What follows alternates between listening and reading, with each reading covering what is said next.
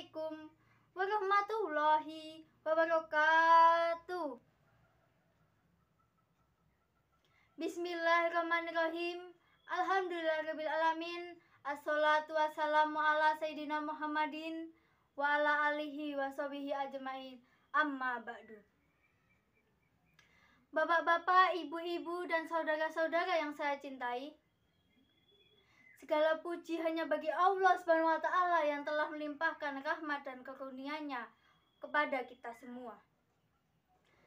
Sholawat serta salam semoga tetap terlimpahkan kepada teladan kita, Nabi Agung Muhammad Sallallahu Alaihi Wasallam, beserta keluarga, sahabat, dan seluruh pengikutnya hingga akhir zaman. Amin. Hadirin yang saya hormati, rahimakumullah. Pada kesempatan ini akan saya sampaikan sebuah judul, yaitu Peran Pemuda Islam di Era Milenial. Presiden kita yang pertama, Insinyur Soekarno, pernah menyampaikan, "Hadirkan padaku 1000 orang tua, maka akan aku cabut Gunung Semeru dari akarnya. Hadirkan padaku 10 pemuda, niscaya akan aku guncangkan dunia." Hal ini memberi kita pesan bahwa peran pemuda sangatlah besar bagi perubahan dunia. Sejarah perjuangan kemerdekaan bangsa Indonesia adalah bukti yang nyata peran para pemuda. Para pemuda telah menjadi motor perjuangan melawan penjajah.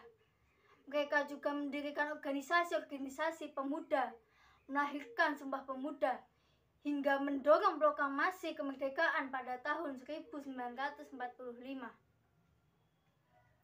Hadirin rahimakumullah, di dalam Al-Quran, Allah SWT mengabdikan peran pemuda sebagai motor perubahan yang dikenal dengan Ashabul Kahfi. Allah SWT berfirman dalam surat Kahfi ayat 13 yang berbunyi,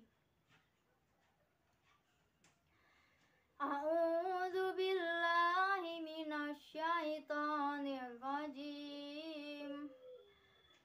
Innahum fityatun amanu bi rabbihim wa zidnahum huda. Shadaqallahul azim. Yang artinya, sesungguhnya mereka adalah pemuda-pemuda yang beriman kepada Tuhan mereka, dan kami tambahkan petunjuk kepada mereka. Maha benar Allah dengan segala firman-Nya. Pada ayat tersebut, Allah SWT menjelaskan bahwa Ashabul Kahfi adalah pemuda yang beriman kepada Allah SWT. Mereka juga mendapatkan petunjuk dari Allah SWT. Pada akhirnya, kisah Ashabul Kahfi ditutup dengan keberhasilan perjuangan para pemuda itu, walaupun harus menunggu waktu hingga 300 tahun. Hadirin yang saya cintai, di era milenial ini, spirit kisah Ashabul Kahfi masih sangat relevan untuk kita ambil inspirasinya. Paling tidak, ada 3 peran yang bisa dilaksanakan oleh generasi muda di zaman ini, yaitu 1. Sebagai agen perubahan. Perubahan di masyarakat bisa terjadi bila didukung dan digerakkan oleh kaum muda. Fakta sejarah di masa lalu sudah menjadi bukti yang nyata. Maka kita membutuhkan anak muda yang kreatif dan inovatif untuk membawa angin segar perubahan dan perbaikan. 2. Sebagai calon pemimpin masa depan.